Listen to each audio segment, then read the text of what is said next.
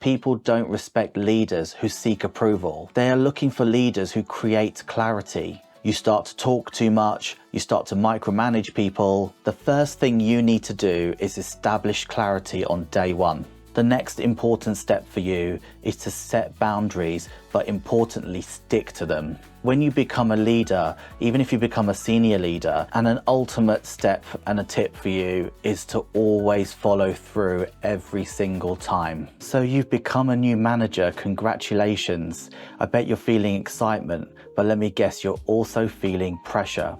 You're probably sitting there wondering, will my team actually take me seriously? Can I lead individuals who used to be my peers? And what if they just don't respect me? Well, let me tell you something straight away.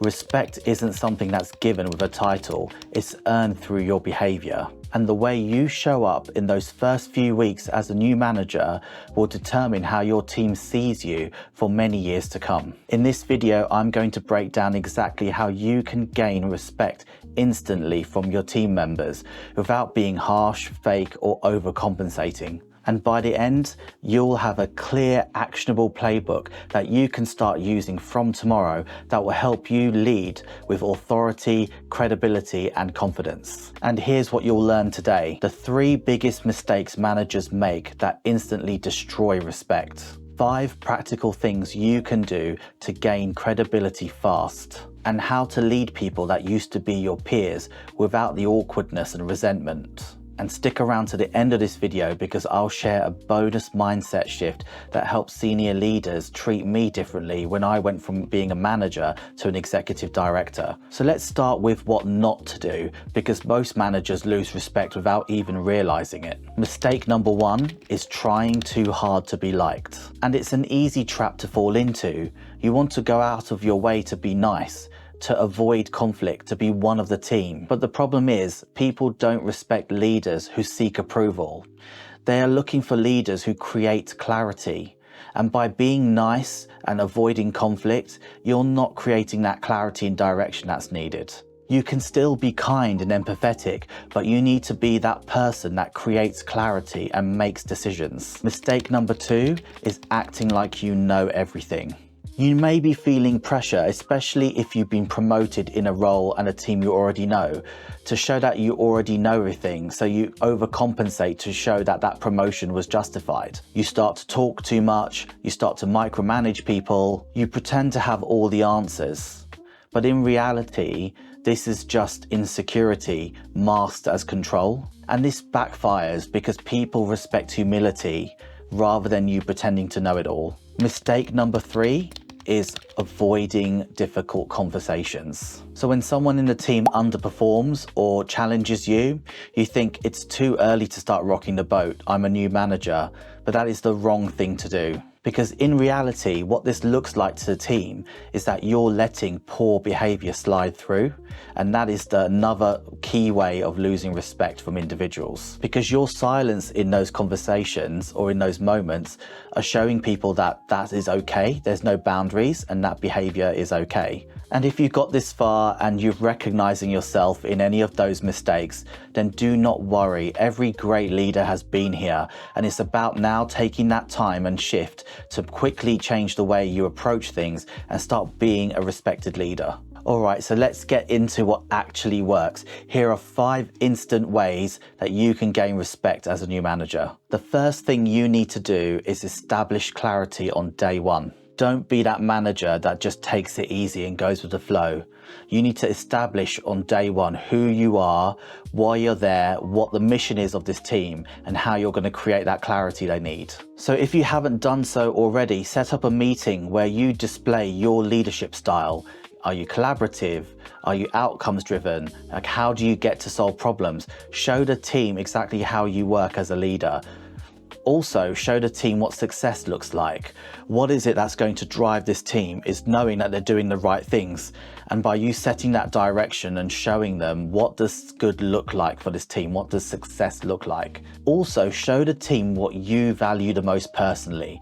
It could be that you want updates and progress without having to look for these. You want good communication. You want people to own accountabilities of their own work. And these are things that are important to you. And personally, those Those are things that are important to me as a leader. I like people in my team to know their accountabilities, to own them end to end. And when there's an issue, know that it's not just on them to solve. I'm there and the team are there to help them solve that as well. All of this clarity eliminates anxiety from all the different personalities that you have in a team. So the sooner you have a meeting like this and set all of these boundaries, these expectations, everything will start to become a lot easier for you and you gain that respect you need. So I'm here as a leader to help us win together. That means I'm not here to control your job. I'm here to help you get the tools that you need to be brilliant at what you do and to get the best for the team and the outcomes that the business need. That is the mantra that this meeting should lead with. Step number 2 is to listen like a consultant and not like a boss. So in your organization, you may have seen senior leaders go around the world to different offices on these listening tours. And that is an important step because the listening tour is a proven strategy to show that you are taking in feedback from team members, how they work, what's happening on the ground, and really empathizing with them. So you need to do a similar thing. You need to listen like one of these consultants would and gain all of this feedback from the team. So start holding one-to-ones with the team members and asking them what's working well, what's holding us back, and if you were in my shoes, what's the first thing you would change? Remember, this is a listening tour, so you are there to listen, to ask open-ended questions, and just to take notes. You should be doing very little speaking at this point. This is signaling a lot of things. Firstly, you're giving those team members the space they deserve to empathize and listen, but you're also being very data-centric and metric-heavy by finding exactly what success looks like and being able to articulate that back by the end of this listening tour that you do with your team. The next important step for you is to set boundaries, but importantly, stick to them. Every great team has psychological safety embedded in the DNA of that team, and boundaries help create that. So this includes what behaviors are acceptable and what aren't, and what happens if you cross the line, and addressing those problems quickly. For example, I value open discussion, but that doesn't mean you can interrupt people and stop them from getting their ideas across. And that sort of behavior isn't acceptable when we're having constructive meetings to move things forward. So this is not confrontation, this is leadership. Because those boundaries are protecting the culture of the team, and that culture is what gains respect. The next tip is to communicate with authority, not aggression. And the way you communicate will amplify or undermine your authority. Stop using soft qualifiers like I think, or hopefully, or maybe. This was okay when you were a team member, but as a leader of the team now, you need to be decisive, authoritative, and confident. So you're going to use phrases like, here's what we're going to do. This is the direction we're going to take. Let's align on the next step so we're all on the same page. And remember, even if you're doing these meetings online, on Zoom or whatever, or face to face, you stand tall, you look people in the eye, and you speak slowly and confidently, because this is all part of the behaviors of gaining respect as a leader. Confidence is felt before it's heard, and it's really felt even in the virtual world. So be mindful of that, even if you're at home doing a virtual call with your team. And an ultimate step and a tip for you is to always follow through every single time. And ultimately, this is the point where respect either sticks or dies. You have to do what you say you'll do every single time.